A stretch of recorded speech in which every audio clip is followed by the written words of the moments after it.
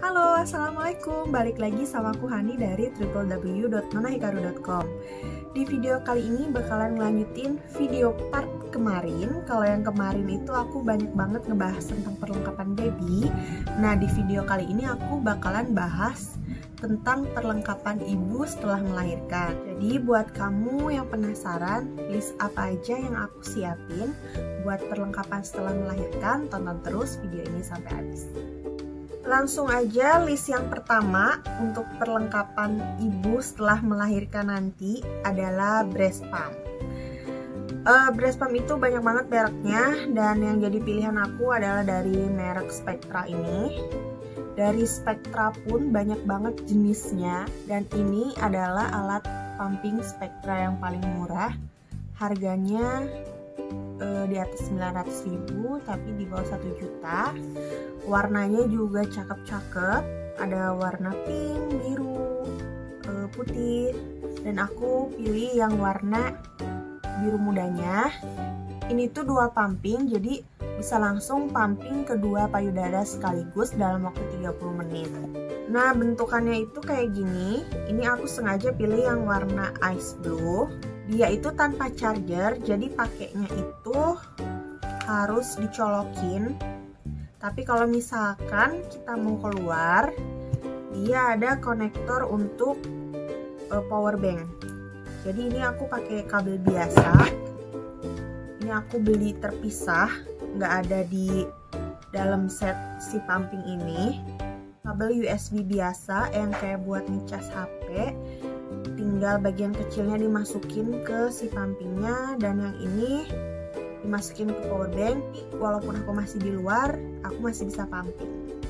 Alat pumping ini juga penting banget, dan mendingan kamu beli alat pumping itu sebelum melahirkan, karena pengalaman aku pas lahir itu dua payudara aku putingnya itu nggak nongol, jadi putingnya mendep, dan bayi itu jadi susah buat nete karena putingnya mendep. Tapi kebantu banget sama si pumping ini. Jadi kalau aku pumping tuh kayak bisa nongolin si putingnya kan. Yang asalnya putingnya mendep, pelan-pelan udah mulai nongol kelihatan. Itu tuh ngebantu banget buat proses menyusui. Terus ASI aku juga nggak keluar setelah lahiran. Jadi keluarnya itu di hari kedua setelah melahirkan.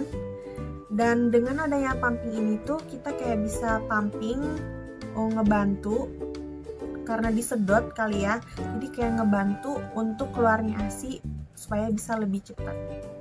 Berikutnya masih seputar alat pumping, ini dari Moimom. Ini adalah silikon breast pump, jadi bentukannya itu kayak gini. Ini aku sengaja beli yang ada sarungnya.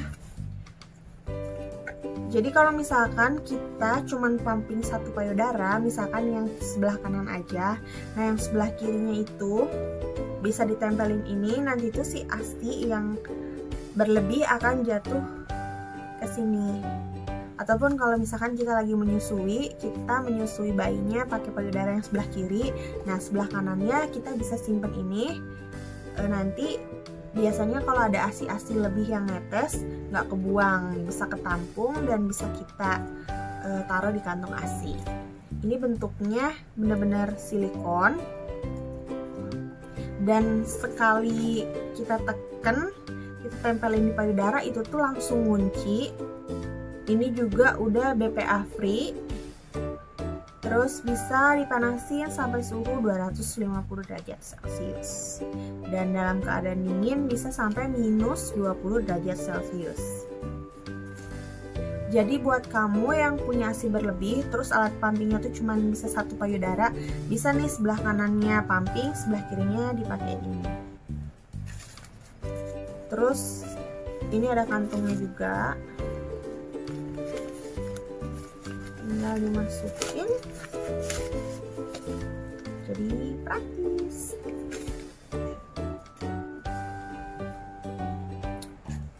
Yang ketiga, aku punya dari merek Dako, yaitu Mama Nipple Wipes. Jadi ini tuh adalah tisu steril yang dikhususkan untuk membersihkan area payudara dan puting sebelum menyusui. Bentukannya itu kayak gini, jadi tinggal dibuka aja. Bentuknya kayak tisu basah pada umumnya. Sebelum menyusui kita bisa bersihin dulu area payudara dan putingnya, baru deh nyusuin bayinya. Selanjutnya masih dari merek yang sama, dari brand Dako. Aku punya breast pad Mama Pad. Ini entah dus yang keberapa ya. Kalau nggak salah ini adalah dus yang ketiga. Ini yang kecilnya, biasanya aku beli yang besar. Ini tuh berguna banget karena alhamdulillah ASI aku berlebih. Jadi kalau nggak pakai ini, ketika ASI aku rembes, itu tuh kayak bisa rembes sampai keluar, netes-netes, bisa sampai baju, jadi kan tembus, jijik gitu ya. Kalau dipakein ini kita tempelin, ini tinggal dibuka aja, kita tempelin di bra-nya. Jadi ketika ada ASI yang rembes, itu tuh nggak langsung keluar, keserep sama si breast pad ini. Bentukannya tuh hampir sama kayak panty liner, tapi lebih besar, tapi lebih kecil daripada pembalut pada umumnya. Di sini itu dia klaimnya daya serap tinggi, sirkulasi udara baik, perekat ganda, lembut di kulit, praktis, anti geser dari bra. Selama aku nyobain breast pad ini, aku nggak pernah kecewa sih. Kalau aku pakai ini otomatis si baju aku itu aman dari bocornya tetesan-tetesan air ASI. Sebenarnya breast pad itu mereknya macem-macem, aku belum pernah nyobain dari merek lain selain merek Dako. Mungkin kalau teman-teman ada yang udah pernah nyobain merek lain, boleh share di kolom komentar. Nanti siapa tahu aku bisa nyobain juga. Lalu buat pembalut, awalnya pas hamil aku tuh nyiapin si Softtek celana menstruasi ini karena dapat rekomendasi dari temen. Jadi ini tuh kayak Softex tapi bentuknya udah celana, kita tinggal pakai aja, lebih praktis. Memang sih aku mikirnya wah ini praktis nih kayaknya, tapi realitanya ketika aku belum hamil badan aku masih kurus, dan setelah hamil aku naiknya 24 kilo. Jadi pas selesai melahirkan tuh aku nggak bisa pakai ini karena ternyata celananya itu kekecilan dan dia itu nggak ada ukurannya, jadi ukurannya oversize. Dan karena aku lahirannya sesar, jadi pembalut yang aku pakai itu kayak pembalut buat orang tua, tapi yang perekatnya, kalau yang operasi sesar kan darahnya nggak terlalu banyak. Jadi 2 hari pertama aku pakai kayak pembalut orang dewasa yang pakai perekat. Setelah itu aku cuman pakai pembalut menstruasi yang biasa aja.